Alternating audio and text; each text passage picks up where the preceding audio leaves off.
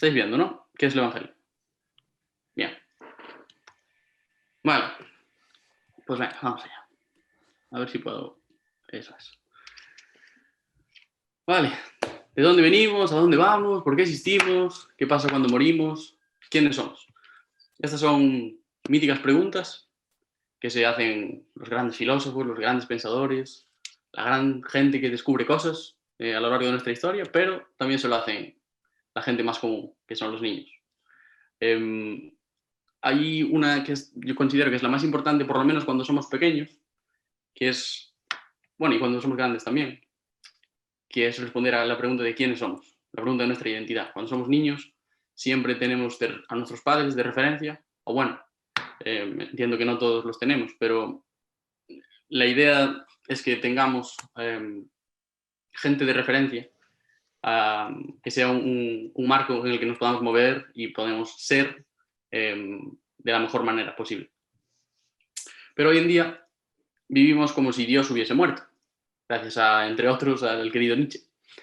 Entonces, antes la identidad era algo que estaba muy ligado a la relación con Dios de cada persona, también a la relación familiar, y no solo la identidad, sino la satisfacción.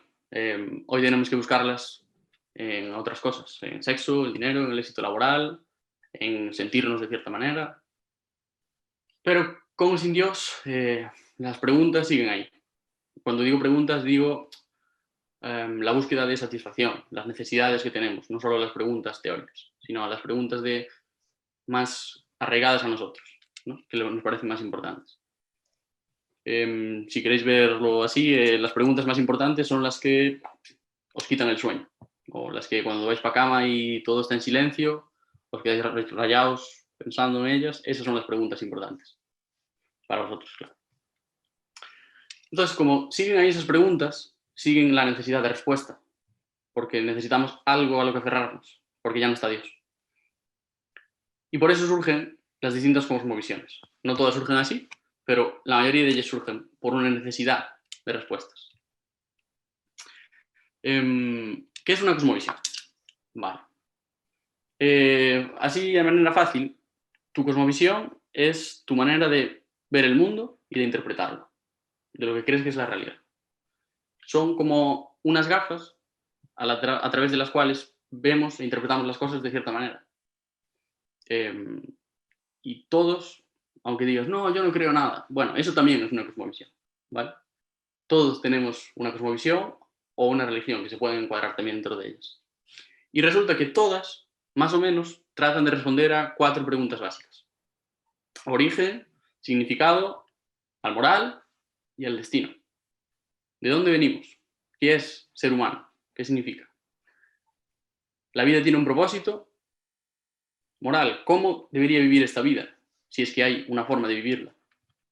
Y destino, al final, ¿a dónde vamos? ¿Hay algo después de la muerte? Y mira, nuestra cosmovisión tiene consecuencias directas en nuestra vida. No solo consecuencias mentales, sino consecuencias prácticas. Si crees que no existe una moral, no deberías vivir de cierta forma, puedes vivir de la forma que te dé la gana.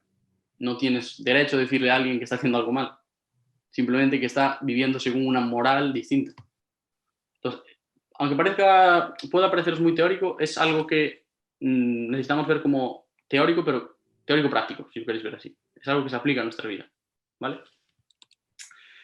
Entonces, ahora vamos a ver así por encima. Espera que yo no lo veo bien. Vale, los distintos tipos de cosmovisiones. Se pueden encuadrar basadas en pensamientos, que se llaman sistemas epistemológicos. En lo que se trata la vida es de conocer mejor el mundo, conocer a ti mismo, conocer en general, para poder adaptarte a lo que es esta vida y vivir mejor. Lo vemos mucho en la filosofía griega, clásica sobre todo, lo vemos en gran parte del ateísmo. Lo que se trata es descubrir las cosas. Hoy en día, pues, a lo mejor la ciencia se ha usado para descubrir más cosas que ninguna otra cosa, o se nos ha metido en la cabeza que la ciencia es casi lo único con lo que podemos conocer, porque lo importante es conocer. Hay otras cosmovisiones que están basadas en sentimientos, sistemas experimentales, que lo importante es sentir, tener una experiencia o buscar experiencias que den un poco de sentido a toda esta vida. Alcanzar el nirvana, la liberación, como lo queréis llamar. Esto suele basarse en las orientales. Las hinduistas, las budistas van mucho de ese estilo, ¿vale? Y luego pueden estar basadas en acciones, en sistemas pragmáticos. De lo que se trata es hacer cosas para alcanzar algo. Normalmente, pues en forma de religión, el Islam, el judaísmo y demás, algunas otras religiones, que de lo que se trata la vida es seguir un conjunto de normas, de prácticas, de cosas que hay que hacer para ganar, en este caso, la salvación, el cielo, el paraíso, lo que tú quieras. Bien, voy a dejar de compartir un segundito. ¿Dónde creéis que se puede encajar mejor el cristianismo? Bueno, quería ver las caras, pero aún así no os lo voy a ver, ¿no? Sí. Ya está. A ver, algún valiente. ¿Dónde creéis que encuadra mejor el cristianismo? ¿En sistema de pensamientos, sistema de experiencias o sistema de normas, sistema pragmático? Pues amigos, Aleph y Livia creo que fue la que habló. Perdonad que no conozco bien vuestros nombres aún, ¿vale? Pero ibais bastante bien encaminados, ¿vale? No se puede encuadrar en uno solo. Pero lo que es más raro es que no se puede simplemente hacer como una suma. Es de pensamientos, más sentimientos, más acciones. El resto de cosmovisiones sí se pueden encuadrar en una sola o en varias. Hay cierto tipo de ateísmo que simplemente es conocer, conocer y conocer. Pero esto a gran parte de ellos no les satisface, necesitan algún tipo de experiencia. Entonces, para ellos, el movimiento de la nueva era, que fue hace, ya no está nueva, pero bueno, que fue como una revolución porque simplemente el ateísmo de conocer no les satisfacía. Entonces necesitaban conocer y experimentar algo. Vale, pues el cristianismo no es solo un sistema basado en pensamientos, pero no hay nada más revelador, si quieres verlo así, que conocer que Jesús es la verdad. No solo un sistema basado en sentimientos, aunque posiblemente ninguna experiencia sea más impactante y ninguna experiencia va a cambiar más tu vida que conocer a Jesús. Y no es un sistema basado en acciones solamente, pero al cristianismo le importa, a Jesús le importa. Jesús dijo que los cristianos serían conocidos por lo que hacían, por sus acciones, por cómo se trataban. Si no es todo esto, pero también es eso, es algo más. El cristianismo es la única cosmovisión que está basada en categorías del ser, ¿vale? Sistema ontológico se llama. Entonces le llamé así, bueno, estas categorías ya están creadas, yo no inventé nada nuevo, pero alguien que dio una charla las llamó así y me pareció guay pillarlas, porque nos hace ver el esquema. Encarnación, salvación, nueva creación y perpetuación. Las tres primeras tienen que ver con algo que Jesús es o Jesús hizo, ¿vale? No tienen nada que ver con nosotros. Encarnación, pues lo vamos a ver rápidamente. En Juan 10:30, tengo la cover por aquí, un segundito. Dice, básicamente, el Padre, hablando de Dios, y yo somos uno. Juan 14:9, los que me han visto a mí, han visto al Padre. Hablando de que yo soy, otra vez. Juan 14:6, yo soy el camino, la verdad y la vida. No decía, aquí está el camino, sino dice, yo soy el camino. Salvación. En la cruz, en la que murió Jesús, tomó, de alguna manera, en su ser, lo que estaba mal en el nuestro. Lo que estaba mal en ti, lo que estaba mal en mí, Jesús lo tomó en el suyo. Para que a ojos de Dios fuéramos como Jesús es. Esto lo vemos en 2 Corintios 5:21, que en una versión dice, Jesús nunca pecó, pero Dios lo trató como si hubiera pecado para declararnos inocentes por medio de él. Jesús lo que hizo es coger lo que está mal, se lo puso él, gratis. Esa es la categoría de la salvación. Y la nueva creación. Esto es una doctrina que hay muchísimo que profundizar ahí, ¿vale? Pero básicamente la Biblia dice que somos seres caídos, seres que de alguna manera fuimos perfectos y ya no lo somos. Eso es lo que dice. Pero no es solo lo que necesitamos, no solo son nuevas ideas, nuevas experiencias o un conjunto de normas u otro, o que no existen las normas, simplemente lo que necesitamos es un nuevo ser. Esto lo vemos en Juan 3, se lo dice Jesús a Nicodemo. Dice exactamente. Bueno, había entre los fariseos un dirigente que se llamaba Nicodemo y que fue a visitar a Jesús de noche, seguramente para que no dijeran, uy, para que no le vieran comer, básicamente. Entonces le dice, Rabí, que significa maestro. Sabemos que eres un maestro que ha venido de parte de Dios, porque nadie podría hacer las señales que tú haces si Dios no estuviera con él. Y Jesús le dice, de veras, te aseguro que quien no nazca de nuevo no puede ver el reino de Dios. Nicodemo va en busca de nuevos pensamientos. Maestro, ilumínanos, básicamente dice eso. Y Jesús le dice, no es una nueva forma de pensar lo que necesitas es un cambio profundo, es un cambio en tu forma de ser.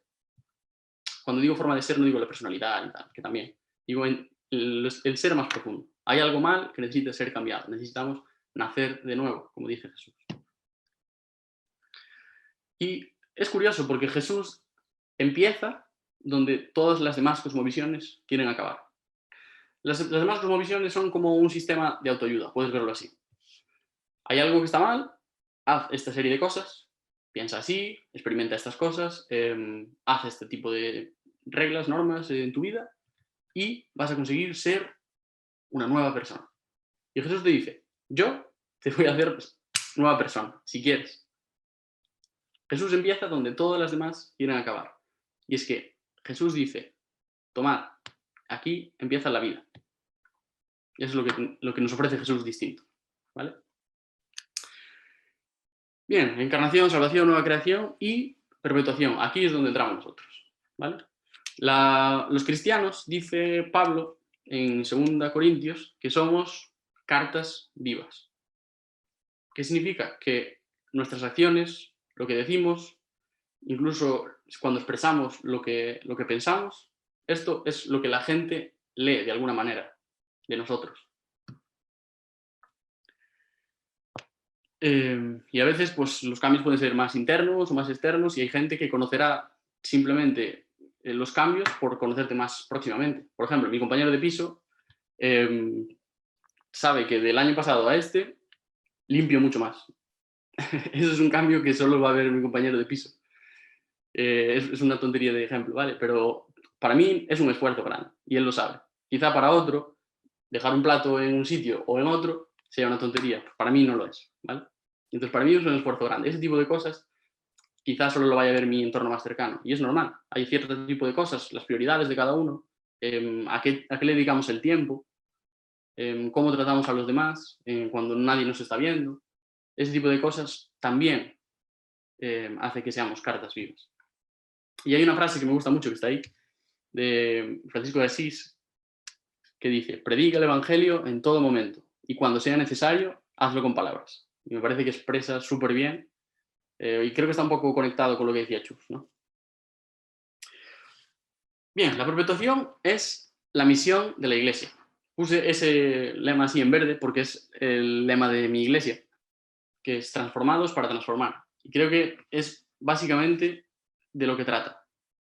Primero, ser transformados, primero nosotros tener esa relación con Dios para después podérsela explicar y podérsela ofrecer a los demás.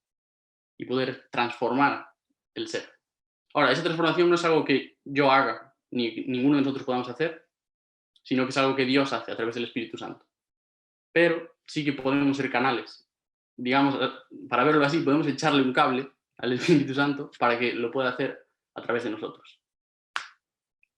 Y una de las cosas, cuando Jesús estaba vivo, es que él hacía discípulos. Él no hacía creyentes, porque oímos mucho de, ¿eres creyente? ¿No eres creyente? Y a mí esta palabra personalmente me rechista mucho, ¿vale? Porque, bueno, en la propia Biblia se nos dice más adelante que hasta los demonios creen, ¿vale? Entonces, ser creyente no cambia nada.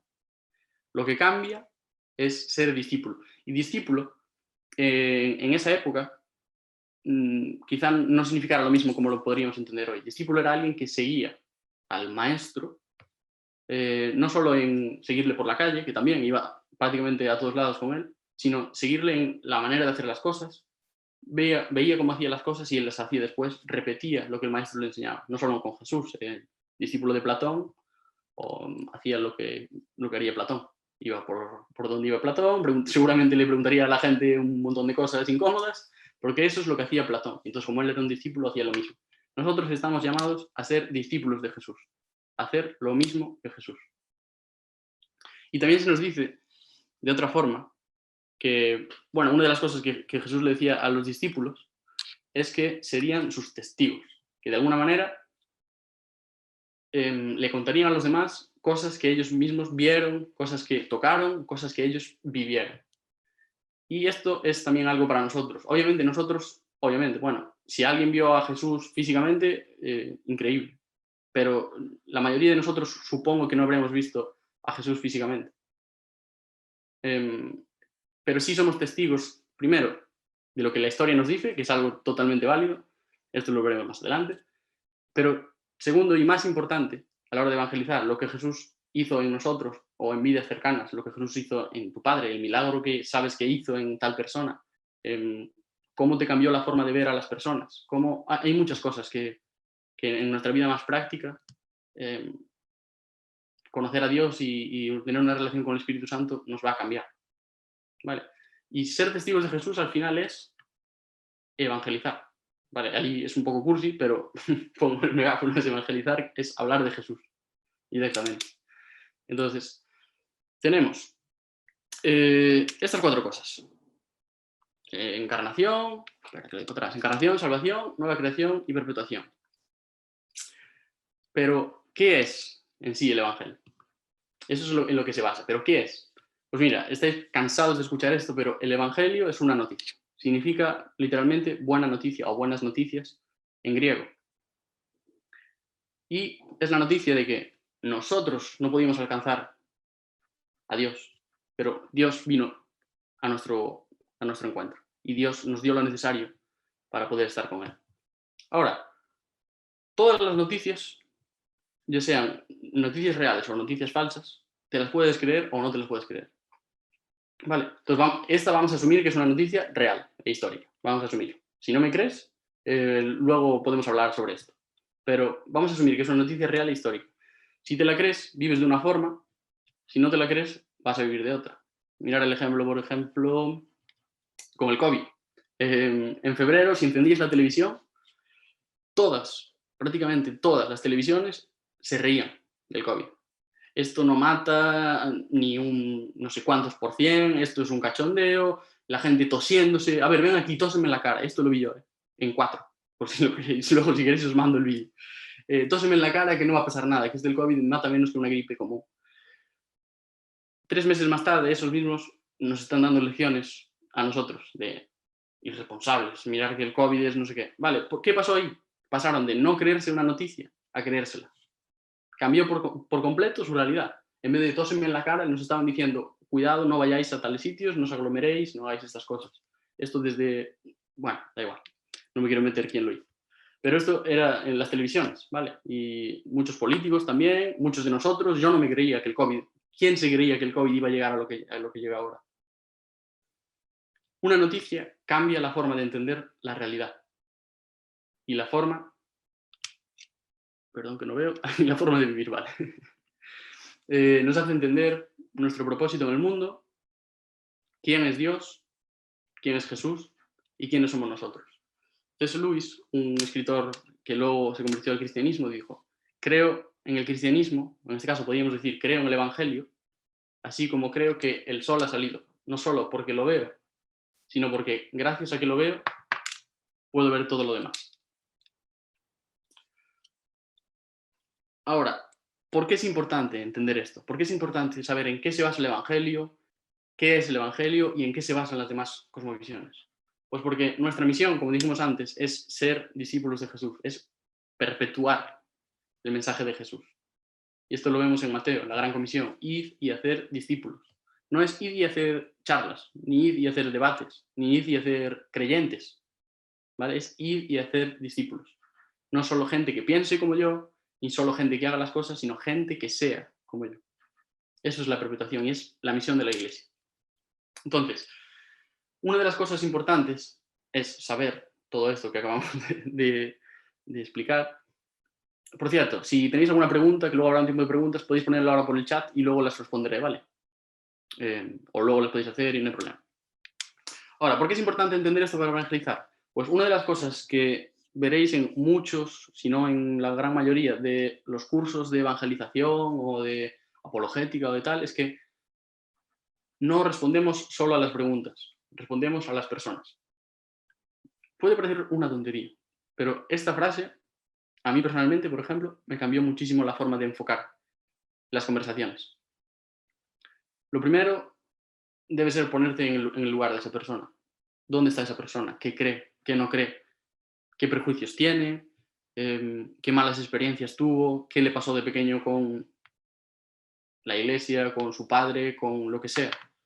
Y no digo que no puedan ser objeciones mentales también, objeciones lógicas, digamos, pero hay mucho de emocional, incluso de espiritual, que está por detrás y que también tenemos que saber reconocerlo. Entonces, lo importante es ponerse en el lugar de las personas y apuntar hacia Jesús. Ahora, esto no siempre es fácil, ¿vale? Por eso estamos aquí también. Pero esto creo que Jesús nos da un buen ejemplo para esto. Hay gente que tiene necesidades intelectuales, hay gente que tiene necesidades más emocionales. Como decía Chus con su amigo, lo que necesitaba ese probablemente fuera alguien que le escuchara. Y luego, a lo mejor, te hace una pregunta. A lo mejor no, pero a lo mejor no es lo que necesita en ese momento. ¿Vale? Y mira, Jesús era un fenómeno, un crack en ponerse en el lugar de las personas. La gente iba a Jesús pues con un montón de necesidades distintas. Pues, no sé, el ejemplo del paralítico, por ejemplo.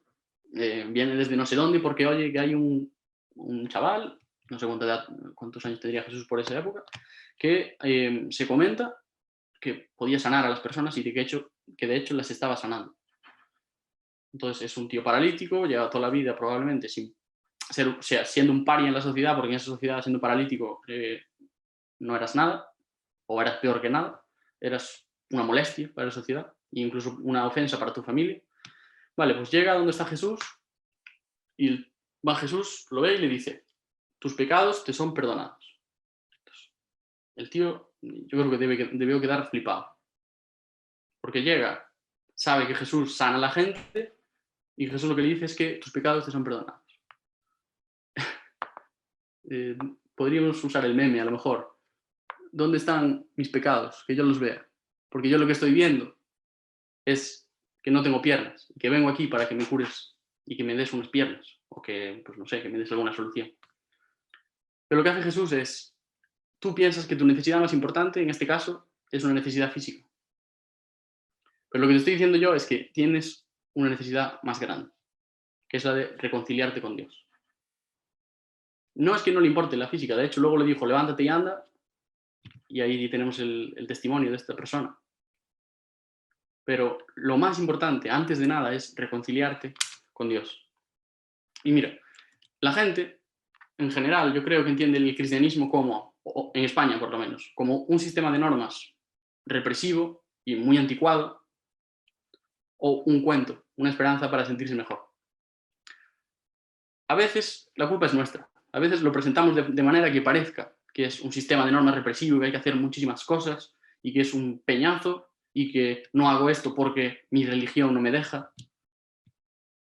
O a veces la gente ve que estamos tan desconectados de la realidad que les parece un cuento, una esperanza que nos inventamos nosotros como pues Papá Noel, las hadas madrinas o lo que tú quieras. Porque nos hace sentirnos mejor. Pues, por lo que sea, porque se te acaba de morir alguien cercano o por lo que sea. Pero al final el cristianismo, el evangelio, es una invitación. Es una invitación a muchísimas cosas y yo la intenté resumir en esto. Es una invitación, primero, a creer que Jesús murió para reconciliarnos con Dios. Y Jesús lo decía, lo más importante es reconciliaros con Dios. Luego ya tendréis un montón de necesidades físicas, emocionales, intelectuales, pero lo primero, reconcíliate con Dios. Es una invitación también a descubrir que Jesús sí resucitó, que realmente resucitó. Aceptar esta buena noticia y a vivir en consecuencia. Y al final es empezar por conocer a Dios personalmente. ¿Sabes quién es Jesús y qué hizo? Esta pregunta básicamente se la hacía Jesús a sus discípulos. Jesús, mientras estaba con vida antes de ir a la cruz, le decía muchas veces, se lo repetía, lo vemos en los evangelios, en sus biografías, ¿quién decís que soy? Como diciéndoles, la gente ahora está empezando a ser un poco famoso, la gente va a decir, de un lado dirán unas cosas, del otro lado dirán otras, pero ¿quién soy para vosotros? ¿Quién creéis que soy? Esta pregunta también es para nosotros y para nuestros amigos. ¿Saben nuestros amigos quién es Jesús? O a lo mejor tienen una caricatura. A lo mejor nunca lo leyeron. A lo mejor solo tienen malos ejemplos de lo que debería ser un cristiano y ya lo asocian con Jesús. ¿Saben realmente quién es? Dudo que más del 10% de tus amigos lo sepa. Esto me lo estoy jugando, obviamente, pero es así. O sea, en mi caso por lo menos es así. Creo que pocos de mis amigos no creyentes saben o han leído de alguna manera a Jesús, a quién era Jesús. Y más importante, a lo mejor, ¿qué significa la persona de Jesús? ¿Qué significa quién era Jesús y lo que vino a hacer y lo que hizo por ti y por mí? Esto es algo que tenemos que explicar. ¿Qué significa la cruz de Jesús? ¿Qué hizo en la cruz para que nosotros podamos reconciliarnos con Dios? Al final Jesús decía que no venía para condenar a nadie, sino que venía para salvarnos, venía para ser el puente que necesitamos entre Dios y nosotros. Y que nos venía a ofrecer, una vida, un nuevo ser y una vida en abundancia. ¿Quieres aceptar esta nueva vida que solo Jesús te puede ofrecer? Al final es una invitación. Lo podemos argumentar de 1000 formas distintas, lo podemos no sé, enfocar de 1000 formas distintas, ser más artístico, más científico, más lógico, pero al final es una invitación. Mira, si entiendes lo que Jesús hizo por ti y quieres aceptar esa vida que Él puede ofrecer,